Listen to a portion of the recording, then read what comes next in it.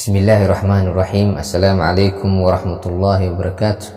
Arday ku soo dhawaada English grade 8 book yahay Ingiriiska ee dugsiga dhexe. Hadduu Ilaahay ka raali noqdo maantana waxaa duuba activity 4ka oo ku saabsan oppositeska cagsiga. Write qor the opposite cagsiga of the following words. Erayadan soo socda cagsigooda qor. Area lagu siina oppositekiisa laga rabaa. Example tusaale. Halkan waxaa noogu qoran word, dhanka kalena waxaa noogu qoran opposite-ka cagsigiisa. Number 1 sweet, macaan, waana la siiyey opposite-kiisa. Peter ayaa kasoo horjeeda oo ah qaraar. Number 2 simple, fudud, waxaa kasoo horjeedo complex oo ah adag. Number 3 dry, qaleel, waxaa kasoo horjeedo wet oo ah qoyaan. Number 4 divide, qaybin, waxaa kasoo horjeedo unite, midoobid.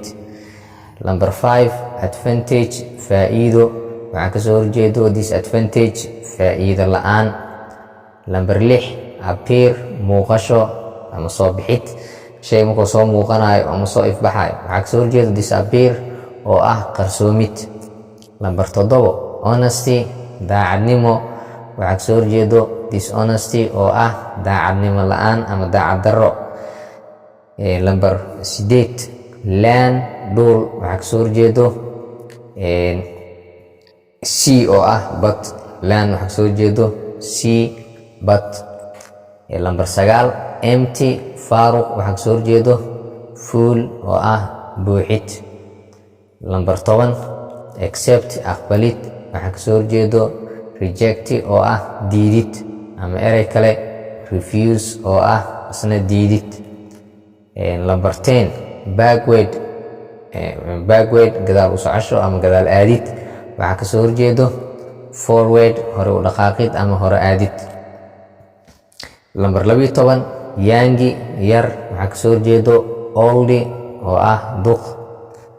Number 13 private, qaas, waxaa kasoo horjeedo public oo ah caam, wax guud.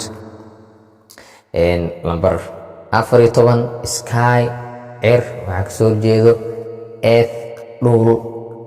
Number 15 east, bari, waxaa kasoo horjeedo west oo ah galbeed. Hadduu Ilaahay ka raali noqdo intaa ayaan ku sameynaa activity 4ka si oona muuqaal ku dheeraanin. Intaa ku kulmeyno activity 5ka waxaan idin leeyahay assalaamu calaykum waraxmatullaahi wabarakaatu. waxaan idinka codsanaa inaad page-kan ku xirnaataan haddii ay tahay qaybta facebookga, idinkoo like-ga iyo follow-ga ku dhufanayo. qaybta youtube-ka haddii tahana idinkoo subscribe dhahay gambaleelkana furanayo. waa idinka codsan lahay si ay idin soo gaaraan cashirada ku xigo, ulana socotaan una gaarsiisaan ardayda kale ee jecel barashada luuqadan Ingiriiska ee maraya fasalka 8aad.